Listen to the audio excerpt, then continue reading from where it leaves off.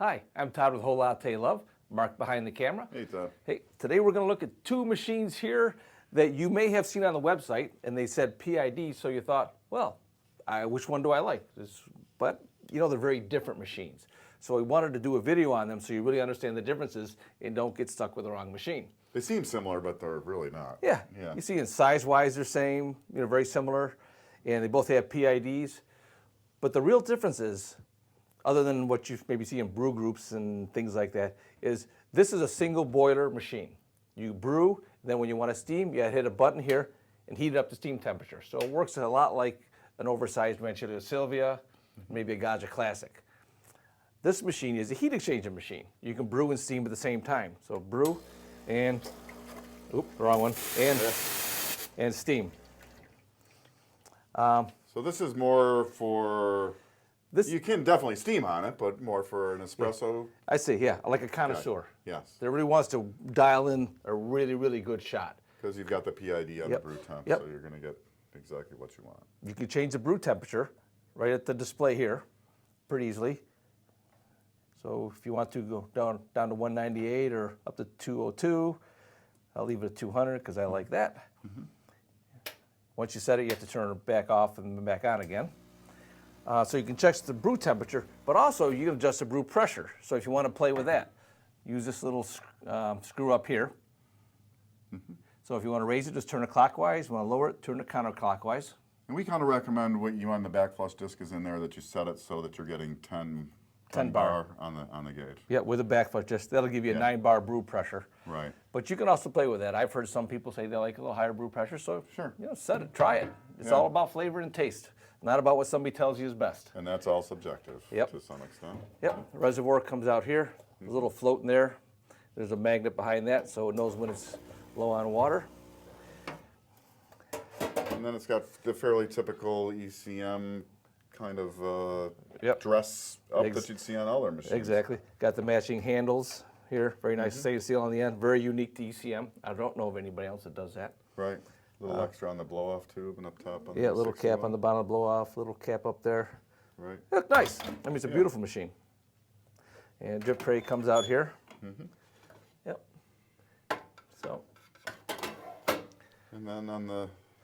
Okay, and the BZ07, again, we told you, here's your hot water, here's your steam.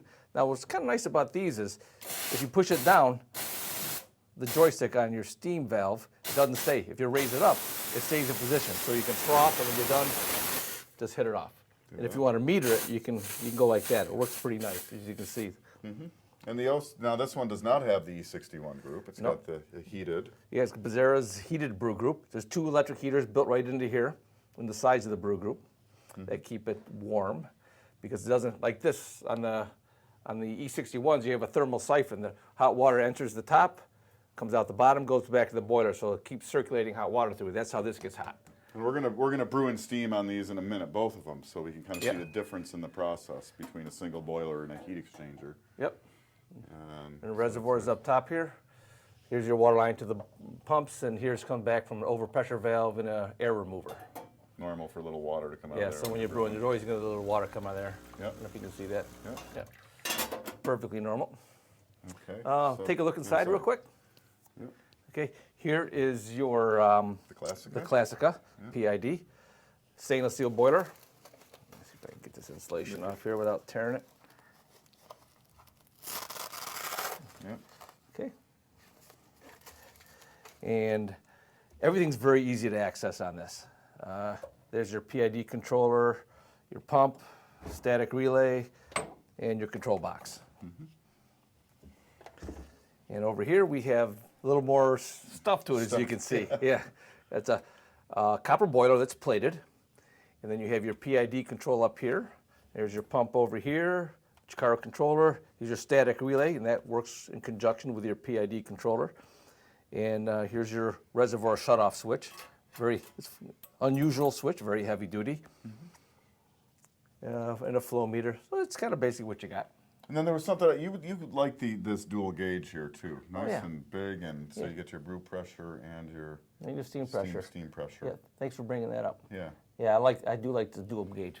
Not taking up so much face real estate, if you will. Yeah.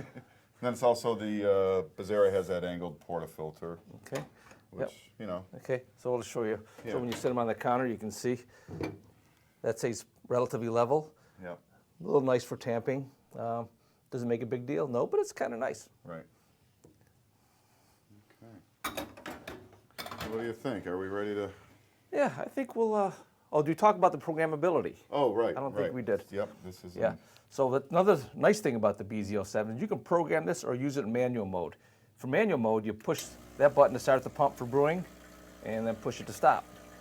Really, push it to stop. Push it a little harder. Then you can program each one of these buttons to control the amount of coffee you want. Like, so there's 1 cup there. Right. So for maybe a single shot, and that could be a double shot, but you can program to any size Any you way want. you want. Right. Correct. Merely a suggestion. Now, the nice thing about the PID, people ask us why you put a PID on a heat exchanger machine. Right. It's a good control system, so there's really nothing wrong with it. In fact, it's good. It'll last a long time. Other things you can do, it makes it very easy to raise the steam pressure in this machine, and therefore raising the brew temperature. Right. Okay, it's not for doing fine control, like I'm going to get 91 degrees Celsius water coming out of the brew group, but it Right. gives you a point of reference. Sure. So if you want to raise it, you can raise that up to maybe 96, and your brew temperature will raise. And then, like any heat exchanger, you're going to do some flushing and maybe some timing of those to really zero in on a temperature. Yeah, if you really want to get, take it to the next level, you can do that. Sure. Sure. Okay, so we thought we'd do some brewing and steaming on it. Right. Now, this machine's going to take a little while to heat up. So while this machine is heating up, we're going to brew and steam on the BZ07. So we'll pull the shot and then turn the steam on the single boiler. Is that the idea, or what? Unfortunately, there's no really great way to do it because it takes a long time. Because if you froth first, then you you have to cool it down to brew. But we'll do the whole process. I'll do it steaming first because of the logistics of using the 2 machines. Okay. But then you can decide what's best for you, how you want to do it. Yeah. So, okay. So you now turn you the can steam on. And check so the now- temperature.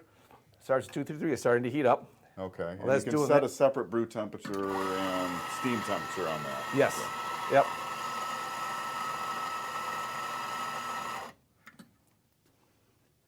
You're going to do like that 18 gram dose? Yeah, I didn't get the scale going this time on that Okay, one, but so- for the sake of time, I'm just going to keep on going.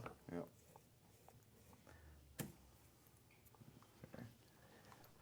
Just a little flush.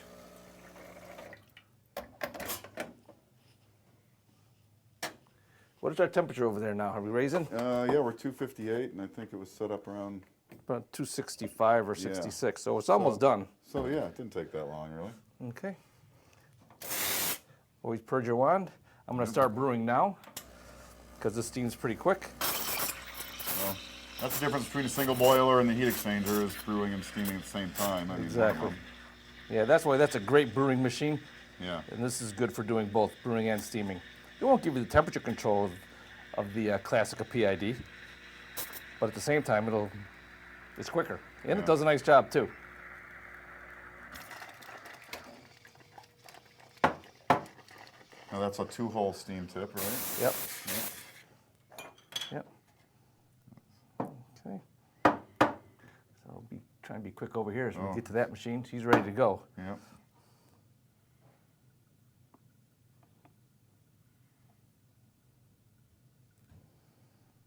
Nice froth. A little hard on that one. Okay. Now, for this one, we're up to 268, but there's going to be a lot of water in the wand here, so you really have to purge this well. Okay, so kind of give you an idea. Can you see that? Yep. Fair amount of water. So.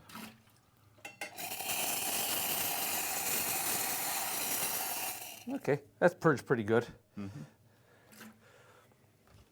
a little frothing with that one.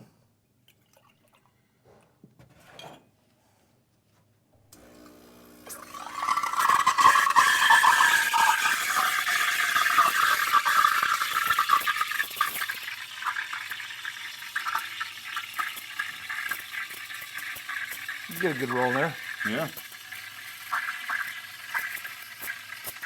A lot of pressure, huh? Yep.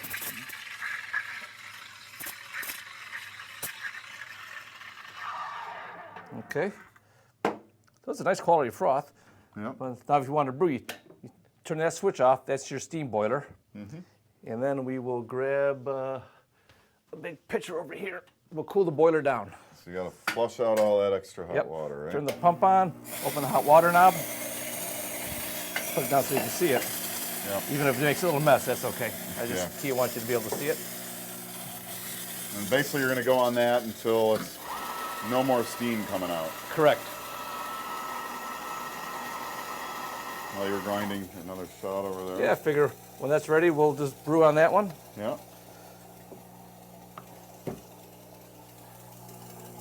Okay. Pretty good. Looks like no more steam. We'll shut that off. And we'll grab a cup here. See, the looks are big. cup. That's all I had handy.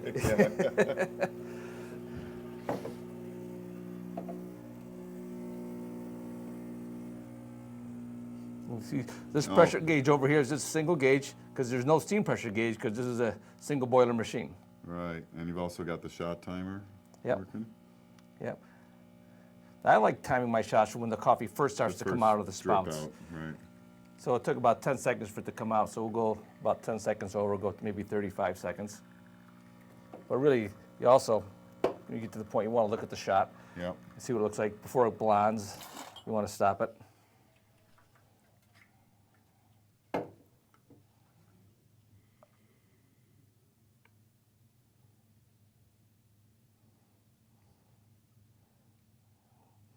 Okay, my milk had so much time it just settled out. That's the problem with the waiting.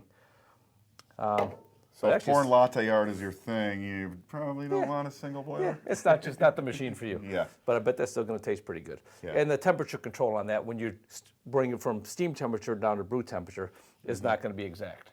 But for brewing espresso, you probably Yeah. pick the Classika there. Yeah, I would. Yeah. Yes, very different machines, both Yep. with a PID. But we did some testing, and by cooling this down to the water, just water coming out, our brew temperature was about 204 degrees. Right. So it's pretty close. Pretty Pretty close. close. Okay. So, anyways, anything else, Mark? I think that's, kind of got it. I think, the big thing is similar kind of looking machines, but really for very different sorts of users. Correct. Pretty know. compact. What did you say? Around 10 inches wide. Yeah. I don't know if you said that or not, but yeah, 10 inches wide and 15 and a half up to the top of there. Right. So I guess that'll wrap this one up. So All I'm right. Todd with a whole latte love. Mark behind the camera. Classika PID and the BZ07. Hey, why not subscribe now for easy free access to more videos on everything coffee, brought to you by WholeLatteLove.com. Oh, latte